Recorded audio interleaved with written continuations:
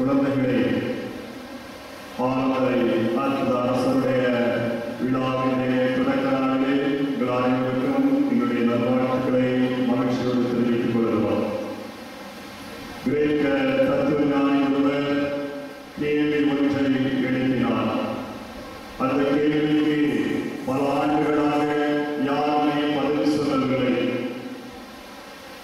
இறுதியாக பல ஆண்டுகளுக்கு பின்னர் அந்த கிரேக்க நாட்டிலே தோன்றிய மற்றொரு தத்துவ ஞானி அதற்கு பதில் சொன்னார். அந்த கேள்வி இதுதான்: காலையிலே 4 கால்களாலும் மத்தியானம் 2 கால்களாலும் அந்தி பொழுதிலே 3 கால்களாலும் நடக்கும் மிருகம் எது? காலையிலே 4 கால்களாலும் மத்தியானம் 2 கால்களாலும் அந்தி பொழுதிலே 3 கால்களாலும் நடக்கும் மிருகம் எது?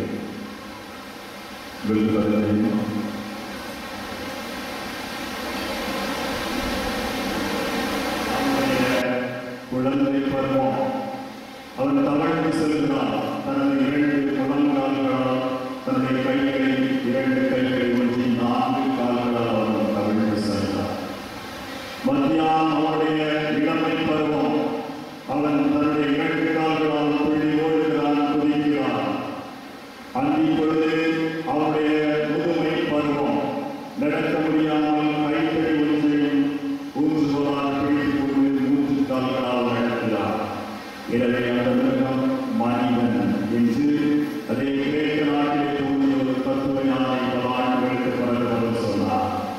மனிதனை சமூக விலங்கு, சோசியல் அனிமல் என்று சமூகவியலால் சொல்லுகிறார்கள். கணக்கை ஆனால் வேதம் சொல்லுகிறது மனிதன் படைப்பின் சிகரம். மனிதனை படைப்பின் சிகரமாக கடவுள் வாழ்த்து பறவைகள், வயல்களில் வாழ்கின்ற அனைத்து கால்நடை விலங்குகள், இன்னும் கடலில் வாழ்கின்ற அனைத்து மீன்களையும் அவர் ஏன் சிதைந்து போனார், ஏன் சரிந்து விழுந்தான், ஏன் சின்னாவினமாகி விட்டான், ஏன் சீரழிந்து விட்டான் என்ற வினாக்களை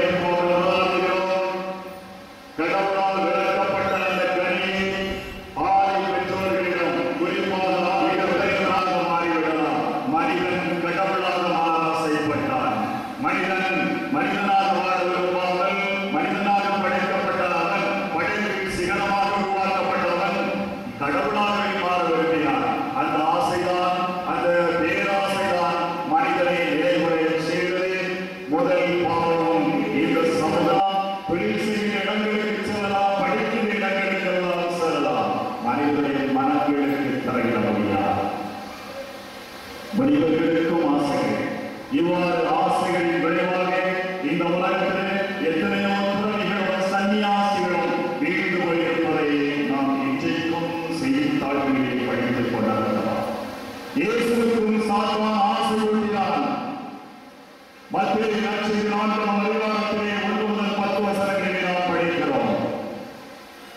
வனாந்திரத்திலே 40 இரவும் 40 பகலும் உண்ணார் நோன்பு இருந்த சாத்தான் கற்களை எடுத்து இயேசுவுக்கு முன்பாக கொண்டு வந்து காட்டினார். இந்த கற்களை அப்பமாக மாற்றி கொள்ளலாம் என்று சொன்னார். இயேசுவை தன்னுடைய சுய லாபத்திற்காக, தன்னுடைய பசியை போக்குவதற்காக புதுமை ஒன்று செய்ய, ஆச்சரியம் ஒன்று செய்ய, அற்புதம் ஒன்றை செய்ய சாத்தான் தூண்டினார். இயேசுவுக்கு ஆசையை கொடுத்தார். சுய இன்பத்தை காண, தன்னை திருப்திப்படுத்துவதற்கு ஆசையை தூண்டினார். இயேசு மறுத்து விட்டார். இயேசுவை தூக்கிக் கொண்டு உயர்ந்த கோபுரத்தில் நிறுத்தினார். இங்கிருந்து குறித்தால் சீடர்கள், உங்களுடைய காவல் தூதர்கள் உங்களை தாங்கிக் கொள்வார்கள் என்று புகழ்ச்சி பெறுவதற்கு ஆசையை, அதுவரை காரியங்களை செய்ய ஆசையை ஊட்டினார் சாத்தான். அவனை ஒரு உயர்ந்த மலைகளுக்கு சென்று உலக அரசுகளை எல்லாம் காட்டி, நீ என்னை வழங்கினால் நான் இந்த உலக சாம்ராஜ்யத்தை உனக்கு தருகிறேன் என்று அதிகாரத்தின் மீது ஆசையை இயேசுவுக்கு முன்பாக வைத்தான். இயேசு அனைத்து ஆசைகளை வென்றார். ஓ சாத்தான் எவ்வாறு என்று சொல்லி அனைத்து ஆசைகளையும் வென்றவராக இயேசு தன்னம் தெரியாக தெரிகிறார். செல்வத்தை கண்ணால் பார்க்கலாம், அவ்வளவுதான். அந்த வயல் மட்டும்தான் அவனுக்கு கிடைக்கும். அவன் வைத்திருக்கிற செல்வத்தை அவன் பார்க்கலாம். அதற்கு எந்த பயனும் அவனுக்கு இல்லை.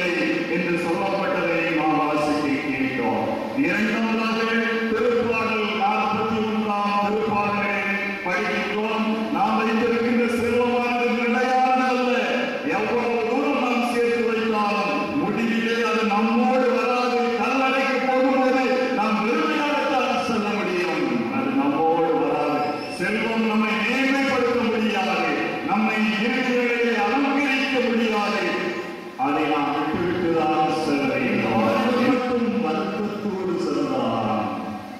இயேசுவை சந்தித்துவிட்டு வருத்தத்தோடு சென்றார். மிக ஆச்சரியமாக இருக்கிறது, அதிர்ச்சியாக இருக்கிறார். ஆகிய வாழ்வில் வருத்தத்தோடு சென்றார். காரணம், அவரிடம் ஏராளமான சொத்து இருந்தது. அதை இழப்பதற்கு அவன் தயாராக இல்லை. உடனே ஆண்டவர் சொன்னார், ஊசியின் காலில் ஒட்டகம் நுழைந்து விடலாம், ஆனால் பணக்காரன் இறையாட்சிக்குள் நுழைய முடியாது. எனவே செல்வ சுருக்குள்ள உள்ளவன், செல்வ மமதையை வாழ்கின்றவன், பொருளால் எல்லாம் என்ற பேராசையோடு வாழ்கின்ற மனிதன் இறையாட்சியுடைய கதவு பக்கம் கூட வர முடியாது என்ற உண்மையை ஆண்டவர் மிக தெளிவாக சொல்லுகிறார். எனவே செல்வம் பொருள் நமக்கு தேவை, அவை பொருளாக இருக்க வேண்டும். அவற்றிற்கு அவற்றால் விலை கூறப்படக்கூடிய அளவுக்கு, அவற்றால் விற்கப்படக்கூடிய அளவுக்கு நாம் பொருளாக மாறிவிடக் கூடாது. கடவுள் அதன் பிறகு மனிதன், அதன் பிறகு பொருட்கள். நாம் பொருட்களுக்கு அதிகமாக ஏற்படுத்தப்பட்டிருக்கிறோம். செல்வம் காலடியிலே கிடக்க வேண்டும், அது நம்முடைய தலையிலே ஆடிக் கொண்டிருக்க கூடாது. பொருளும் பெருளும் நமக்கு சேவை செய்ய வேண்டும். நம்முடைய அடியாட்களாக, நம்முடைய பணியாட்களாக, நம்முடைய ஏவர்களாகவே இருக்க வேண்டும். செல்வத்திற்கும் பொருளுக்கும் பணத்திற்கும் நாம் அடியாட்களாக ஏவப்பட்டு விடக்கூடாது. எனவே நாம் படைப்பின் சிகரம் என்பதை உணர்வோம், நாம் மாண்புமிக்கவர்கள் என்பதை உணர்வோம், நாம் மதிப்புக்குரியவர்கள் என்பதை உணர்வோம். எனவே கடவுள் இந்த செல்வத்தை சிக்கனமாக பயன்படுத்தி சேமித்து நாமும் பிறரும் சமூகமும் நம்முடைய சந்தையை வாழ அதை பயன்படுத்த